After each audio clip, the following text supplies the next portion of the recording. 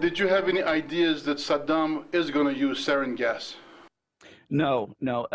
We were following the Iraqi missile developments, and we suspected that he had chemical weapons. We knew that he had used mustard. Both sides had used mustard during the war. We were surprised when Halabja happened, and as we look back in retrospect years later, to us, it looked like Halabja was merely a test of the nerve agent. And once they determined that the nerve agent was effective because they were able to kill so many people in that one strike, then we saw it used on the Foul Peninsula. Now, this was a major development, and it caused us a lot of problems because I was in Baghdad when they used the chemicals in Halabja. And it took a while for us to figure it out that it was the Iraqis and that they had used nerve gas. And then a month later, they had their operation. It was Blessed Ramadan Mubarak, that liberated the Foul Peninsula, or retook the Foul Peninsula. And I went down to the Foul Peninsula very soon after the battle, and it was obvious to anybody that was there that they had used chemical weapons on the battlefield. Now, this caused us a lot of problems because the United States now cannot be seen helping a country that is using chemical weapons, especially chemical weapons against their own people. So we stopped our support for the Iraqis.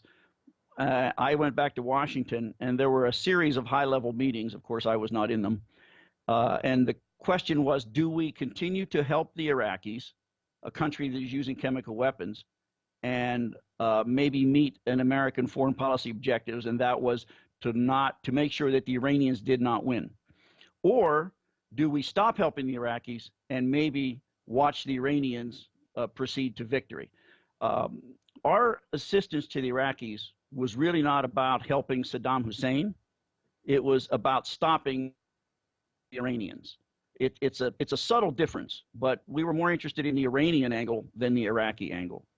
Why was President Reagan so determined to tilt the war as he did, and why was he so fervently wanting intelligence to come into the field and aid Saddam's forces against Iran? Why?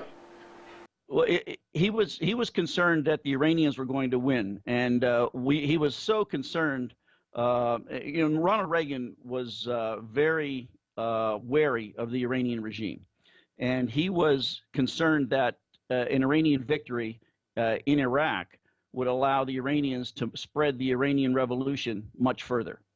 And he wanted to put that in check.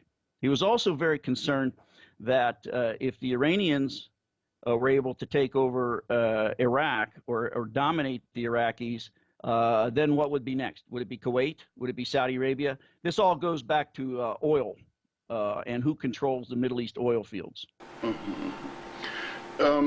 What prompted you to write the book Ally to Adversary? Well, I just thought it was interesting that in 1987, 1988, we were helping the Iraqis, and here we are in 1990, 91, fighting the Iraqis. And I had a pretty unique view of this because I had spent time with the Iraqi forces in Baghdad and out in the field, Foul Peninsula, Shalamja, Majnoon Islands, and watching this and working very closely with the Iraqis. And then 2 years later, we are engaged in a war against these very same officers. So it was just my perspective of how our foreign policy is not really dictated by alliances, but more on national interest.